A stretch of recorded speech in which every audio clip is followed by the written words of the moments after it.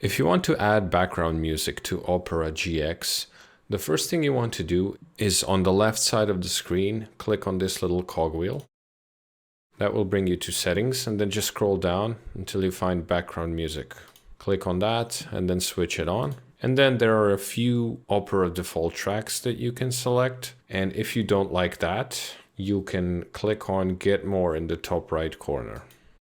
Now, for example, I will use this Doom Eternal one. And then I will just click Install.